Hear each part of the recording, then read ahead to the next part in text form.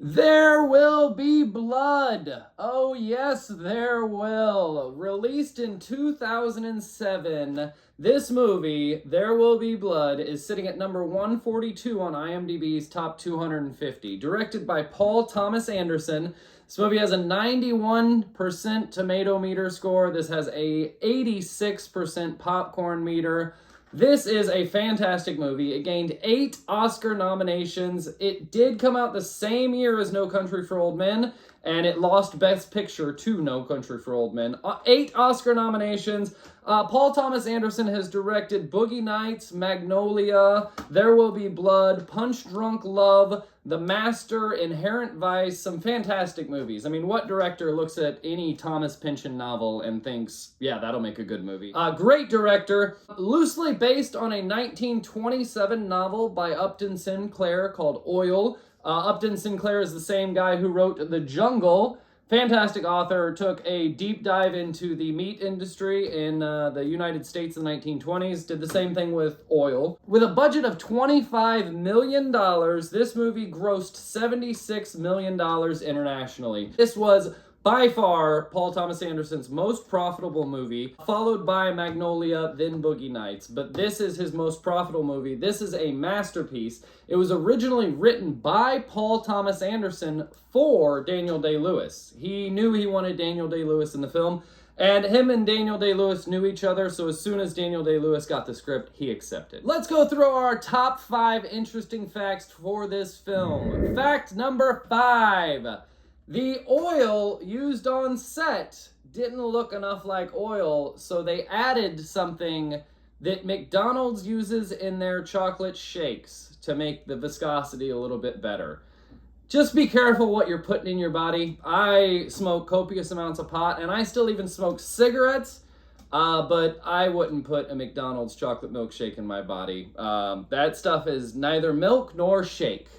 Interesting fact number 4. Paul Thomas Anderson was inspired by John Huston's movie Sierra Madre, released in 1948. It is reported that Paul Thomas Anderson would watch that movie every single night while writing the script for There Will Be Blood. Interesting fact number 3. Daniel Plainview, Daniel Day-Lewis's character in the movie, was actually based on a real-life person, loosely based on a real-life person, named Edward Doheny? I'm pretty sure it's Doheny. Doheny. Based on this person, both characters were born in Fond du Lac, Wisconsin. Both characters were geological land surveyors in Kansas. And the milkshake speech at the end of the film is loosely based on transcripts of the Teapot Dome scandal, which Edward Donahue was part of. So kind of based on this guy's life. I think because of that, Paul Thomas Anderson actually filmed the last scene, the mansion. He filmed in the Greystone Mansion in Beverly Hills. And that mansion was built by Edward Doheny for his son. Interesting fact number 2. The score for the film There Will Be Blood was actually composed by Radiohead member and guitarist Jonny Greenwood.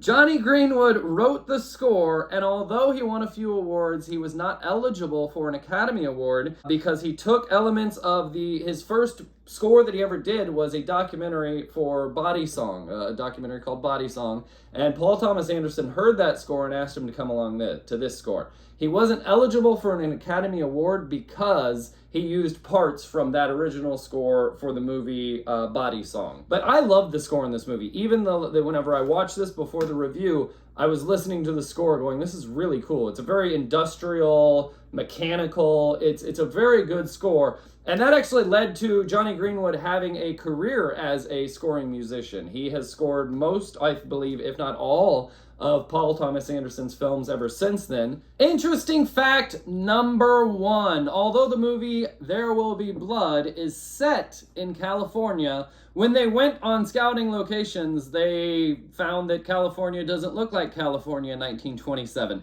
So they went to Texas. They went to Marfa, Texas. Ironically, at the same time, remember No Country for Old Men was released the same year. The same time, No Country for Old Men was filming in Marfa, Texas. Oddly enough, one of the days that they were testing burnings for the oil rig scene, they had some smoke bellowing in the air. And the Coen brothers saw it, said, "What is that?" They said, "Oh, there's another movie being filmed here." They didn't know who or what, but they shut down production on No Country for Old Men for the entire day. They had to stop, wait for all the smoke to clear before they could get their shots. So the Coen brothers immediately went to the hotel and booked all of the rooms in the hotel at the local hotel at Marfa, leaving anyone who needed a room for their There Will Be Blood SOL. Paul Thomas Anderson is quoted as saying they were sneaky bastards, and I kind of agree with him, but also it's a dog-eat-dog world out there, so you get what you get. Retro recommendation, I would say 9 out of 10. I love this movie. Personally, to me, it's a 10 out of 10, but I could see people, it's a little slower pace. It's a lot slower of a build-up for the very gratifying, rewarding ending. But I could see some people who wouldn't necessarily like this film. I don't know that it's for everyone. My dad, my personal story about this film, my dad actually watches 2 films a year.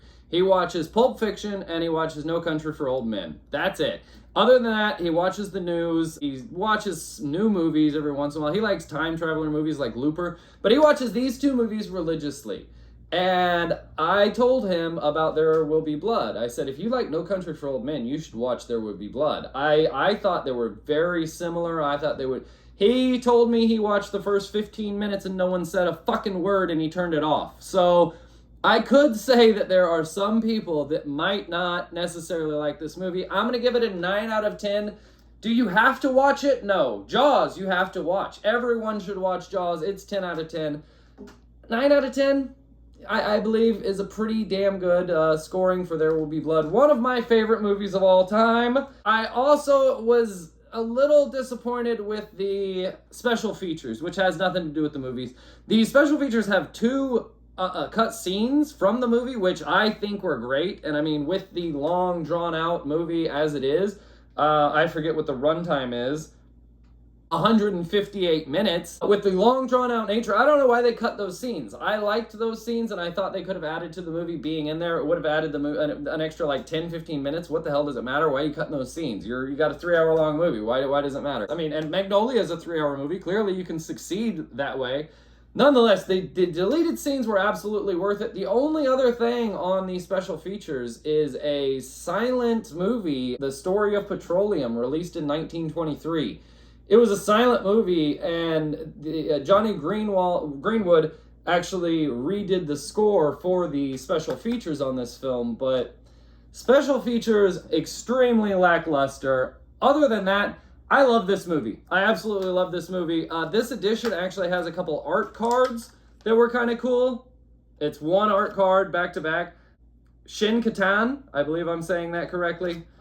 Love this movie 100%. This is a great movie. I will probably watch this every 2 or 3 years till the day I die. I love this movie. What do you think of the movie? Please let me know in the comments below.